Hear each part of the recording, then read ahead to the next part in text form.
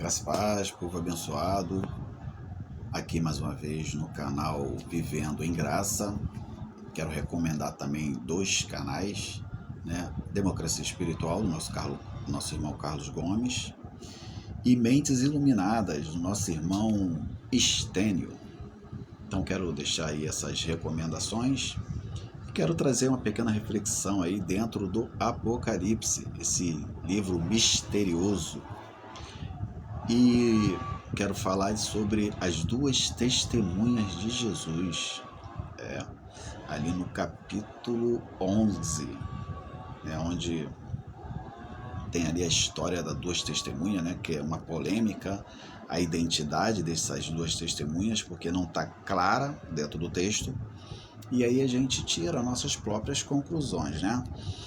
Então eu quero trazer aqui uma visão preterista a respeito desse tema ou desse texto, e quero comparar aí na visão evangélica, né?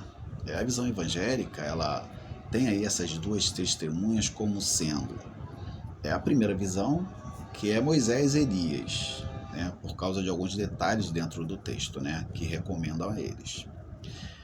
E o segundo ponto, né? A segunda visão, é que poderia ser a lei e os profetas, essas duas testemunhas, né? Simbolicamente, né? Bom, eu particularmente discordo, né, dessas duas visões. Por quê? Porque nem Moisés e Elias e nem a lei e os profetas, eles testemunharam a respeito do Cristo, porque eles não pregaram a graça. Porque testemunhar a respeito do Cristo só poderiam fazer isso os apóstolos. Eles foram chamados para isso. Foram eles que pregaram o juízo, pregaram ali o feito da cruz, foram eles que pregaram toda a doutrina de Cristo.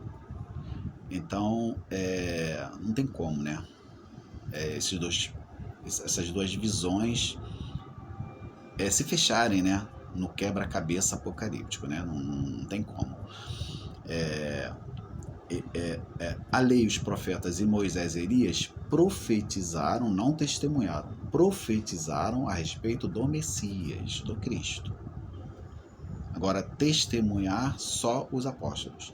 Então, qual a identidade essas duas testemunhas, né, que é falada ali em Apocalipse 11? Bom, a gente primeiro tem que entender quem é a besta, né, que matou essas duas testemunhas. Bom, se a gente entender que essa besta é Nero, o grande imperador, onde João, né, ele traz simbolicamente, né, toda a autoridade e poder como bestas, dragão, né, simbolicamente. Então nós temos ali Nero como essa besta que sobe do abismo e mata essas duas testemunhas. Ou seja, se a gente pegar historicamente agora, saindo da Bíblia, e historicamente, a gente vai descobrir que Paulo e Pedro morreram no Império Romano no tempo de Nero. Nero mandou matar Pedro e mandou matar Paulo, que estava já preso, né? Então, eu acredito que essas duas testemunhas, que também são chamados de dois castiçais e duas oliveiras, seja Pedro e Paulo, né? Vamos analisar as duas oliveiras. Por que duas oliveiras? Porque, veja, o apóstolo Paulo, ele tinha a missão de pregar aos gentios, a oliveira brava. Você pega aí Romanos 11, né, e você vê Paulo falando dessa oliveira brava como se fosse os gentios, que eles precisariam ser enxertados da oliveira natural, né, que simbolizaria ou simboliza, né, o povo judeu. Então Pedro, ele era a oliveira natural, porque ele tinha a missão de pregar aos seus irmãos, que eram judeus, os circuncidados, né? E Paulo foi aos incircuncisos, que eram os gentios. Então aí a gente tem as duas oliveiras, a brava e a natural. Simbolicamente, né, Pedro e Paulo. E dois castiçais? Bom, no próprio Apocalipse, a gente vê ali na primeiro capítulo, né, falando dos 7 castiçais. como sendo 7 igrejas da Ásia. Então, se eles simbolicamente são representados nessas duas testemunhas como 2 castiçais, então simboliza ali 2 igrejas: igreja gentílica e a igreja judeu, né, dos judeus, né, com